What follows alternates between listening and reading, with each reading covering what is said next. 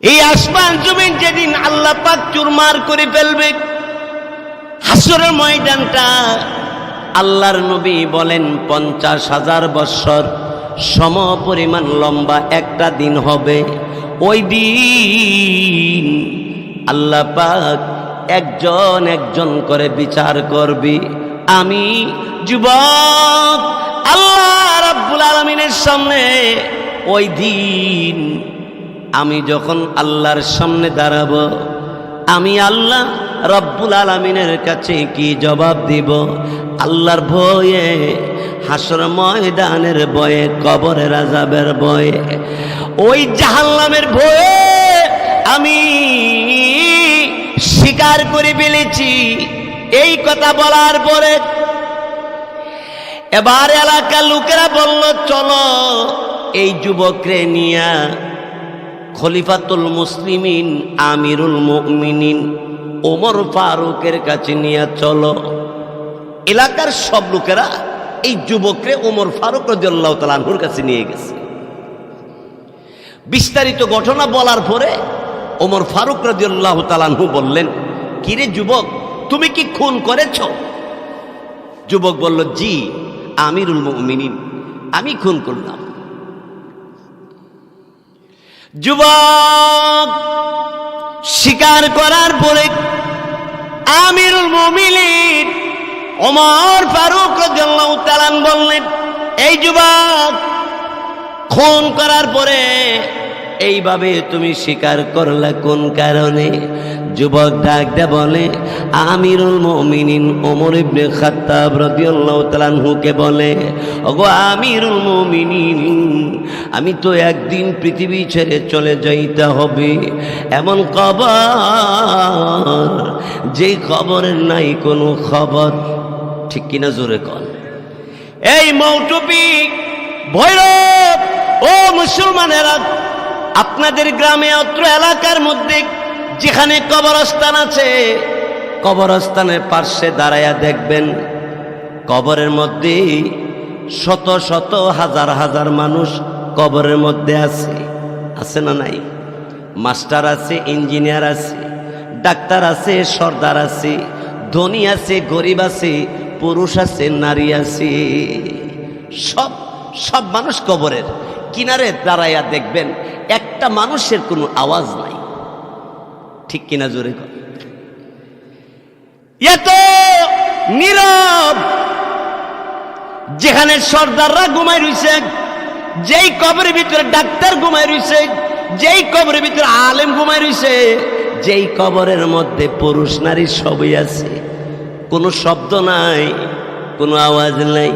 মৌটপি এত বড় এলাকা, এরপরে জায়গা হয় না, কিন্তু কবরস্থানে শত শত হাজার হাজার মানুষ, কিন্তু কে আগে, কে পরে, কে নিচে, কে উপরে, কে সামনে, কে পিছনে, এই নিয়ে কোনো বাড়াবাড়ি নেই, কোনো শব্দ নাই। এমন কবরে আমাকেও আপনাকেও যাইতে হবে। জোরে বলুন ঠিক কিনা? আমিরুল মুমিনিন ওমর ফারুক রাদিয়াল্লাহু তাআলা বললেন, এই যুবক, এই কবরস্থানের কবরের ভয়ে আল্লাহ পাক রব্বুল আলামিনকে ভয় করে তুমি স্বীকার করলে, সত্য কথাটা বললে। জি। ওমর ফারুক রাদিয়াল্লাহু তাআলা বললেন, যুবক, শরীয়তের বিধান হলো কেউ যদি খুন করে এর বিনিময় তারে খুন করা। যুবক ডাক দিয়ে বলল, আমার কি বিচার করা হবে? আমিরুল মুমিনিন বললেন, তোমার বিচার হবে, তোমাকে ফাঁসিতে ঝুলাইয়া পৃথিবী থেকে তোমার বিদায় করা হবে। যুবক ডাক দিয়ে বলে, আমিরুল মুমিনিন, আমি রাজি। বলেন, আমিরুল মুমিনিন, এই খুন করার কারণে আমাকে ফাঁসিতে ঝুলাইয়া যদি পৃথিবী থেকে বিদায় করা হয়, আল্লাহ আমারে মাফ দিবনি। যুবক ডাক দিয়ে বলল, তুমি আল্লাহকে এত ভয় করো। যুবক ডাক দে বলে, শুনেছি কিয়ামতের ময়দানে ভাই ভাইকে স্বীকার করবে না, বন্ধু বন্ধুকে স্বীকার করবে না, স্বামী স্ত্রীকে স্বীকার করবে না, ভাই ভাইকে স্বীকার করবে না, সন্তান মা বাপকে স্বীকার করবে না। আল্লাহ কোরআনে বলেন, ইয়াউমা ইয়াফিরুল মারউ মিন আখিহি ওয়া উম্মিহি ওয়া আবিহি ওয়া সাহিবাতিহি ওয়া বানিহি। ভয়াবহ কঠিন কিয়ামতের ময়দানে আল্লাহর কাছে আমি জবাব কেমনে দিব? এই ডরে আমি সত্য বললাম, স্বীকার করে ফেললাম। যুবক এবার রেডি, ফাঁসির কাস্টে ঝুলাবে। এই সময় আমিরুল মুমিনিন যুবককে ডাক দিয়ে বলল, এই যুবক, তুমি আল্লাহকে এত ভয় করো, নবীরে এইভাবে তুমি সম্মান করো। এই যুবক, আল্লাহর কাছ থেকে মাপ পাওয়ার জন্য তোর এত আশা। এই যুবক, তোমাকে ফাঁসির কাস্টে ঝুলানো হবে। যুবক, ফাঁসিতে ঝুলানোর আগে নিয়ম আছে। তোমার যদি কোনো কিছু দেখতে মনে চায় বা কিছু খাইতে মনে চাই, তাহলে তোমারে সুযোগ দেওয়া হবে।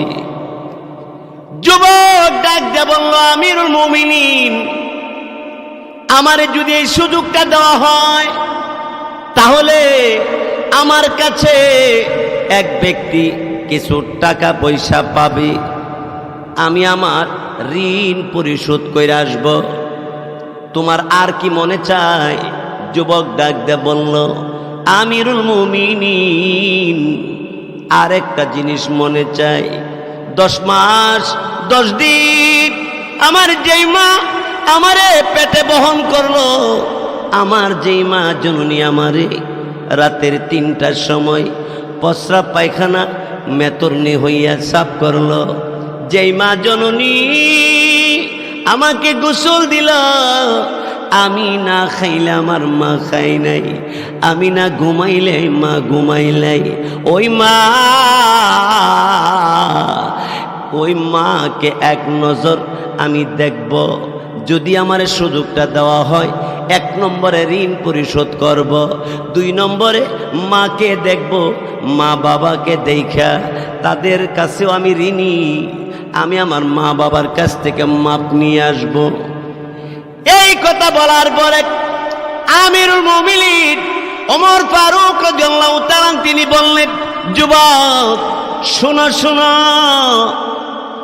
এই সুযোগ দেওয়া হবে, তোমার বাড়ি ইয়ামানে, তুমি আবার ফেরত আসবে যে, এটার দলিল কি, এটার প্রমাণ কি?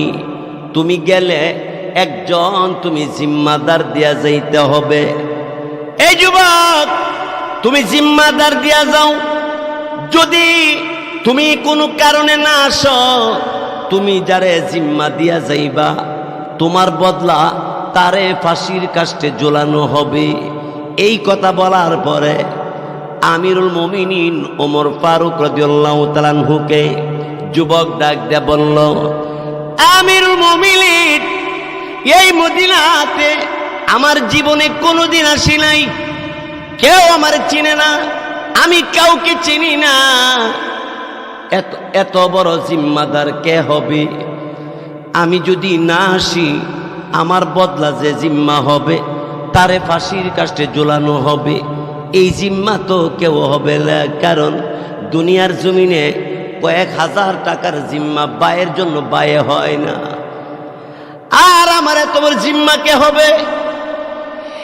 এই কথা বলার পরে আমিরুল মুমিনিন বললেন, যুবক, আল্লাহকে ভয় করো, নবীকে সম্মান করো, ঠিক আছে, তুমি যদি জিম্মাদার নিয়ে না দিয়ে যাও, তাহলে আমরা কেমন করে মনে করব তুমি ফেরত আসবে? যুবক ওই সময় ডাক দে বলে, আমিরুল মুমিনিন, এখানে আমার আপন তো কেউ নাই, কারে জিম্মা দিয়ে যাব? এই মুহূর্তে সাহাবাই কেরাম বসা, একজন সাহাবী দাঁড়ায় গেলেন, দাঁড়ায় বললেন, ওগো খলিফাতুল মুসলিমিন, এই যুবকটার জিম্মাদার আমি হয়ে গেলাম। সুবহানাল্লাহ, জোরে কর। যুবক যাবে, তার জিম্মাদার আমি হয়ে গেলাম। আমিরুল মুমিনিন বললেন, তুমি যে জিম্মাদার হয়ে গেলে, তুমি বুঝছে শুনি কি বুঝতাম? যদি যুবক ফেরত না আসে, যুবকের বদলা তোমাকে ফাঁসির কাস্টে ঝুলানো হবে। এবার নবীজির সাহাবী ডাক দিয়ে বললেন, আমার ভাই যদি না আসে, ভাইয়ের জন্য আমি ফাঁসির কাস্টে ঝুলতে রাজি আছি। কি নাম? আমার নাম আবু জার গিফারি। সুবহানাল্লাহ, সুবহানাল্লাহ। লা ইলাহা মোহাব্বতে লা ইলাহা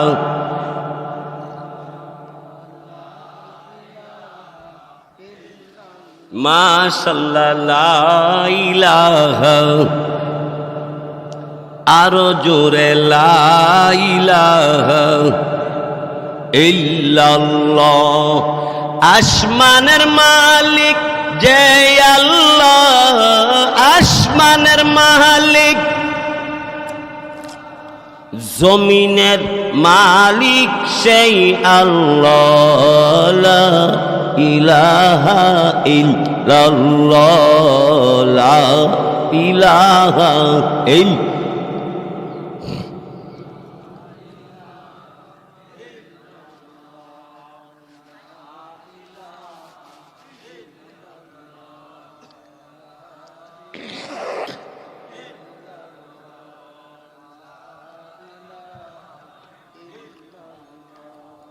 লা ইলাহা ইল্লাল্লাহু মুহাম্মাদুর রাসূলুল্লাহ সাল্লাল্লাহু আলাইহি ওয়াসাল্লাম। ভাইরা আমার, এবার আবু যর গিফারি নবীজির সাহাবী, তিনি জিম্মা হয়ে গেলেন। আমিরুল মুমিনিন ওমর ফারুক রাদিয়াল্লাহু তাআলা জিজ্ঞাসা করে, যুবক তুমি যে জিম্মা হইলা, কি মনে করে? আবু যর গিফারি বলেন, ওগো আমিরুল মুমিনিন, রাসূল বলেছেন আল মুসলিমু আখুল মুসলিম, মুসলমান মুসলমানের ভাই। তিনি একজন ইমানদার, আল্লাহকে ভয় করে, পরকাল বিশ্বাস করে, নবীকে নবী মানে, নবীকে সম্মান করে। এই যুবকটা আমার ভাই।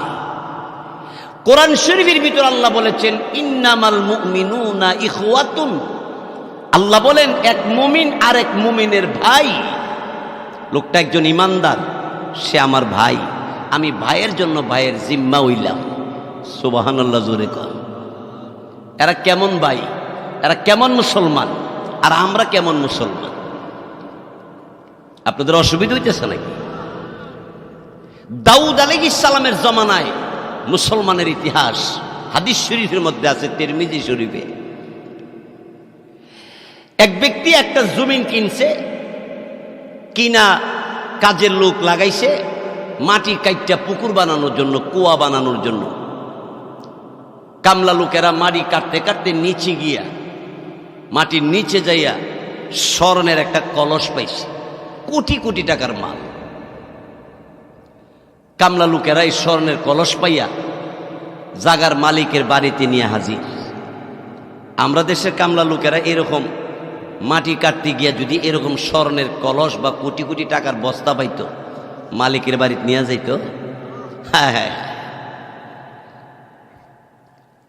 মালিককে ডাক দেয়া বলতেছে, মালিক আপনি তো আমাদেরকে টাকা দিয়ে আপনার জমিনের মাটি কাইটা পুকুর বানাইতে আমাদেরকে নিলেন, তা আমরা মাটি কাটতে কাটতে নিচে যাই এত বড় স্বর্ণের কলস পাইছি, এটা আপনার কাছে নিয়ে আসলাম। ক্ষেতের মালিক, জমিনের মালিক ডাক দে বলে, এই কামলা লোকেরা, তোমরা গরিব মানুষ, অভাবী মানুষ, এই স্বর্ণের কলস পাইলা লক্ষ লক্ষ কোটি কোটি টাকার মাল। আমি তো জানতাম না তোমরা নিয়ে গেলে, কেন আমার বাড়িতে নিয়ে আসলে? কাজের লোকেরা বলে, এই মালিক, আমরা মুসলমান, আমরা আল্লাহকে ভয় করি। সুবহানাল্লাহ, জোরে কর। এরা বলে মুসলমান, আর আমরা এমন মুসলমান, শাস্টলে চা খায়া সিঙ্গারা খায়া কাস্টমার ভিড় লাগবে, বাহাদা বাইরে এই বসে। মুসলমান, সাবধান সাবধান। বন্দে দিয়া হাঁটতেছি, আরেক বেড়ার কাঁচা মরিচের গাছ, মরিচ পাইরা বাড়িতে না ভর্তা বানায় খায়, আর কয় খুব ভালোই লাগতেছে, স্বেচ্ছা লাইব কিয়ামতের মাঠ। খবরদার। আল্লাহ। এবার কামলা লোকেরা কো, মালিক, আমরা মুসলমান, আমরা যদি আপনার জমিনের নিচে যে মাটির কলস পাইছি, এটা আমরা নিয়ে যাই, হাসর ময়দান আল্লাহর কাছে জবাব দিব কি? বলেন তো, তাদের অন্তরে আল্লাহর ভয় বেশি না কম? তারা খাঁটি মুসলমান কিনা, জোরে কম? বাইশাব জমিনের মালিক ডাক দেয়া বলে, কাজী লোকেরা রে, এই কলস আমি রাখবো না। তোরা মুসলমান, আমিও মুসলমান। সুবহানাল্লাহ, সুবহানাল্লাহ। আর আমরা বাজারও দুধ একটু পানি মিশিয়ে নিবার লেগে চেষ্টা, আপনারা মোটুবি না, হ্যাঁ, মাফের মধ্যে একটু কমাই দিয়ে জিতবার লাগে। এক নম্বরটা লুকায় রেখে 2 নম্বরটা দইরা কইরি 1 নম্বর, মানে বেশি লাভ করত। তার মানে আল্লাহর ভয় অন্তরে নাই। জমিনের মালিকে ডাক দেখো, ও কাজের লোকেরা, তোমরা মুসলমান, এই জন্য তোমরা নিলে না। আমিও তো মুসলমান, আমিও এটা গ্রহণ করব না। এক কাজ করো, যার কাছ থেকে জমিন কিনছি তার বাড়িতে নিয়ে যাও। সুবহানাল্লাহ, জোরে কর। যার কাছ থেকে জমিন কিনছে তার বাড়িতে নিছে, যিনি কিনছিলেন উনিও গেছে। ভাই সাহেব, ও ভাই সাহেব, জমিনটা আপনার কাছ থেকে কিনছিলাম পুকুর কাটার জন্য। কাজের লোকেরা মাটি কাটতে কাটতে নিচে গিয়ে স্বর্ণের কলস পাইল, কোটি কোটি টাকার মাল। রাইখা দেন আপনি। যিনি জমিন বিক্রি করছে উনি কয়, আপনি জমিন কিনছেন, টাকা দিয়ে দিছেন, জমিনের মালিক আপনি, আপনি আমার কাছে নিয়ে আসলেন কেন? ভাইজান, আমি মুসলমান, আপনার কাছ থেকে জমিন কিনবার সময় আমি এই কোনো কিছু পাইলে আমি রাখবো, আপনারে দেব না, এই কথা বইলা কিনি নাই।